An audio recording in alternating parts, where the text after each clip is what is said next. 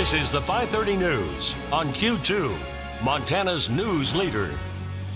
Good evening, everyone. Thanks for joining us. I'm Jeanelle Slade. Tonight, a blow to coal exports. Today, the Department of Ecology rejecting a permit to build an export terminal in Washington state that would ship Montana and Wyoming coal overseas. Millennium Bulk Terminals look to build the facility near Longview, Washington, but the department says the project would cause significant and unavoidable harm to the environment.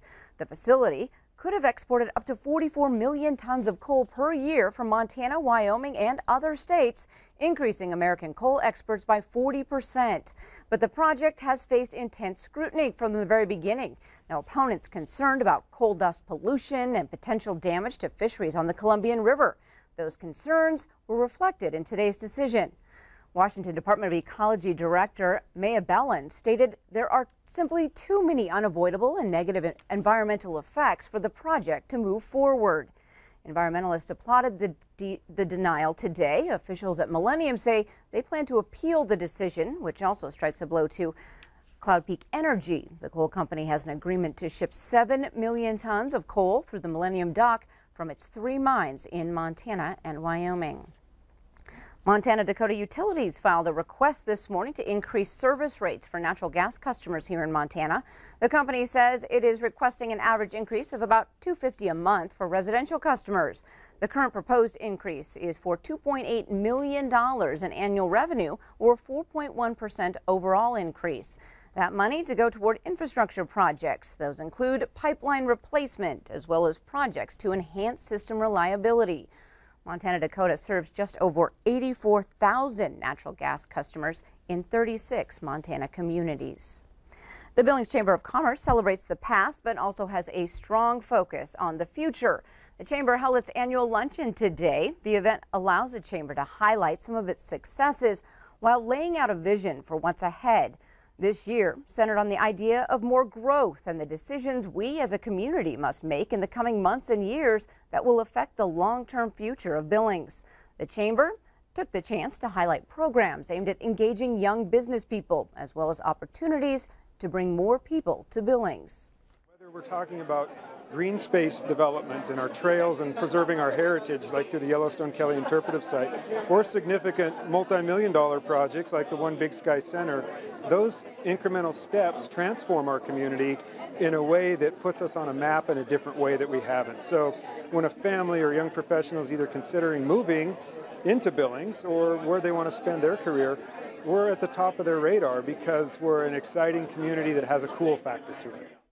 Now, the Billings Chamber says it represents 1,300 business members who employ 49,000 people. The 2 candidates vying to become Billings' next mayor are making their case for your vote right now. Billings lawyer Bill Cole and state legislator Jeff Essman both advanced from September's primary election. Cole secured the majority of votes, but Essman wasn't far behind. All city council candidates from the 5 wards will also be speaking tonight. The forum is going on right now at the Alberta Bear Theater and is free to the public. Candidates will field a number of questions on topics regarding public safety and the future of Billings. We'll have what both candidates had to say tonight at 10. Montana's newest Teacher of the Year is a familiar face to many across the state. MTN's Jonathan Ambarian talked to Melissa Romano about the recent honor. Melissa Romano has worked as a teacher in Helena for more than 12 years. Now she's Montana's Teacher of the Year for 2018. I was extremely excited and surprised. The Fort Georgians 4th grade teacher was announced as the winner on Monday. Romano says she wants to use her position to advocate for increased educational opportunities like expanded access to preschool. I do believe that we need to give every student every opportunity in every single zip code in Montana, especially our earliest learners. And so I'm going to spread that message that equity starts early. The Teacher of the Year award is currently presented by the Montana Professional Teaching Foundation, created by the State Teachers Union, MEA-MFT. Foundation Chair and Union President Eric Fever said Romano stands out for her math and science teaching skills and for her work on educational standards. She is a bona fide 100% leader of teachers in Montana. Fever also praised Romano for entering the political arena. Last year, she ran as the Democratic candidate for State Superintendent of Public Instruction, losing narrowly to Republican Elsie Arntzen. This is the final year the Professional Teaching Foundation will award Teacher of the Year. Next year, Arnson says the Office of Public Instruction will start running the program itself. Fever suggested last month Arnson's decision might have been a response to MEA-MFT backing Romano in the election, but he denied Romano's selection was intended as a political statement. The foundation doesn't take a political point of view, and so to suggest that somehow or another Melissa was chosen simply because she had been the opponent of Elsie Arnson, well, that's for people to decide, but that isn't how the process works. Romano says she doesn't believe any political questions will overshadow her selection. I was fortunate enough to meet the two other finalists. It wasn't an easy decision, and I'm really proud of the work that the Montana Professional Teaching Foundation has done. In Helena, Jonathan Ambarian, MTN News. Thanks, Jonathan. The other two finalists for Teacher of the Year were Judith Boyle from Divide and Jody Vincent from Wilsall. All three will be honored at a celebration in Missoula next month. One Billings family should be celebrating their daughter's 23rd birthday this Friday. But in November, after more than a year of sobriety, Mary Kate Keenan relapsed and died of a drug overdose.